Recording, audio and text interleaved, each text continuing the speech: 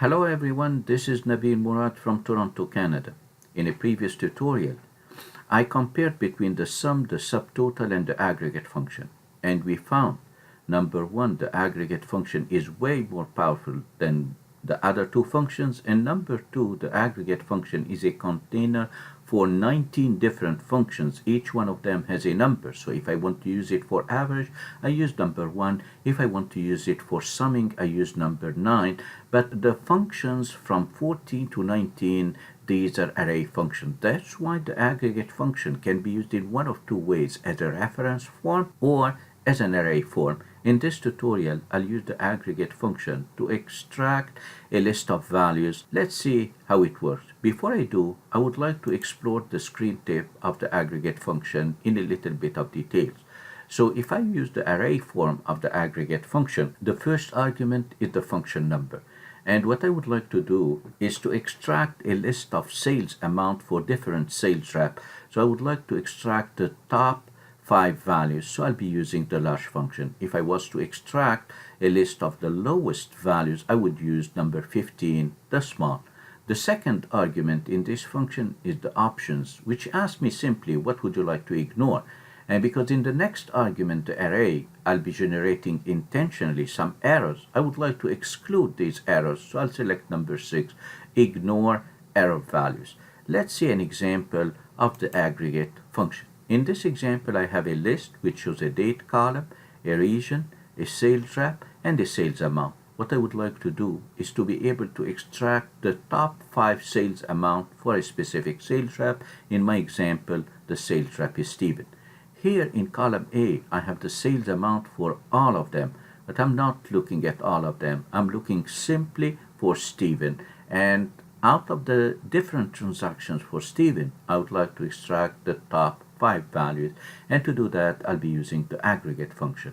So let's look at the aggregate function that I already created. The first argument is 14, which means I'm using the large function. And the next argument is number 6, which means I'm ignoring errors. Why am I ignoring errors? Because the next argument, the array portion, will generate errors. And the array portion is a division. I'm dividing a range by another range. Let's look at the numerator first. The numerator represents the sales amount.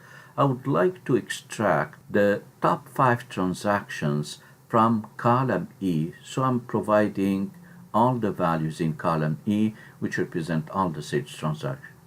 In the denominator, I'm setting my condition. I don't want all the sales transactions. I just want the sales transactions for Stephen. That's why I'm adding a logical condition, and this logical condition consists of all the names of the sales rep from column D, and I'm asking, is it equal to G4? Is it equal to Stephen? What do you expect as a result of this question? I expect whenever I get Stephen, so the result will be true, and whenever I have a different value, the result is false. In computer language, true equals 1, and false means 0. And just imagine these numbers being divided by a set of 1 and 0, which means if I have a number divided by 1, if I have a number divided by true, that means the number will be the same exact thing, unchanged. But if I have a number divided by false, which means 0, which means it's not Stephen, it will generate a division by 0 error. And here comes the importance of the previous argument, the ignore error. Because if the sales rep is Stephen, so we get a number because we got it true in the denominator. But if the sales rep is not the one that we selected, so in this case we get a division by 0. And the 6, the ignore error, will exclude it from the array and will end up by searching for the sales transactions only for the selected sales rep. And the last argument is this function. Which large would you like to get? The K means I want the first K, the second K, the third K, the first large, the second large, the third large, and so on. And I type these numbers here on top of my function. I could have used another function like the columns function, which would increment when I copy to the right. But just to make it simple, I inserted these numbers here. Let's go and create this function from scratch. So here is my list, and I created a kind of color association between the argument in the screen tip and the color in the cell reference so that I make it easier for you to understand what am I selecting. So I would like to extract the top 5 values for Stephen, the top sales amount, the top sales transactions for Stephen. So I'll type equal aggregate, and then I hit tab. And here is the screen tip. I can move it to the side, and I'm going to use it in its array form. So it asks me for a function number. As I said, I'll be selecting the large function, which is number 14, and then I hit the tab key, and here is 14. When I hit comma, the next argument options, which means simply what would you like to ignore. I would like to ignore errors because I'll be generating errors in the next part of this function, and then comma, here is the very important argument.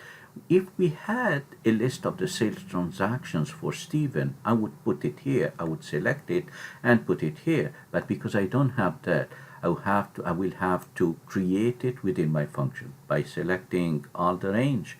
I'm going to select all the sales transactions for all the sales rep, and then I'm going to lock it because I intend to copy my function to the right.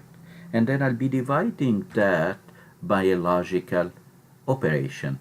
And my logical operation is to ask, in this entire range of sales rep, I'll select the first value, shift control down arrow, and then hit F4 to lock it. And then I'm asking, is it equal to the specific sales rep that I'm looking for? And I'm going to lock this one to the column by hitting F4 3 times. I have to include my denominator in bracket, and let's see what this denominator will be generating when we calculate. So I'm going to select this portion. I'm asking, is it Stephen or not? So it should generate when I hit F9 to calculate it. Whenever it's Stephen, it gives me a true. If it's not Stephen, it gives me a false. And we know that true equals 1, false equals 0. I'll hit Control Z. What about this part? These are the numbers, the sales transactions. If I hit F9, look at this. These are all the sales transactions. And just imagine each one of these numbers being divided by a true or a false, being divided by 1 or a 0. So I'm going to undo and select the whole bunch of array.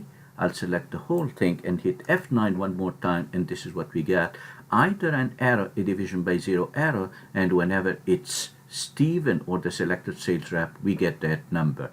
The previous argument, the 6, will exclude all the division by zeros as if we are selecting only from an array of numbers that correspond to the selected sales rep, Stephen. And the last argument, the K in my screen tip, which means the first large, the second large, the third large, I'm going to select the first one. I'm in the first formula. I want to lock it going down, although I'm not copying down. And I need to close the bracket for the aggregate function and then hit enter. And this is the top sales transaction for Stephen. I can copy my formula to the right and we get the correct result. I did create a drop list to be able to change, to switch to another sales rep, and I showed you in a previous tutorial how to create a drop list. This is called a data validation list, and I showed you the basic way of creating it and then an advanced functionality of creating dependent drop list. So if I click and change the sales rep to another sales rep, my formula is dynamic, and if I change it to another one, my formula is dynamic. Thank you for watching, and until we meet in another training video about the aggregate function for extracting an entire record based on multiple conditions, your comments are much appreciated.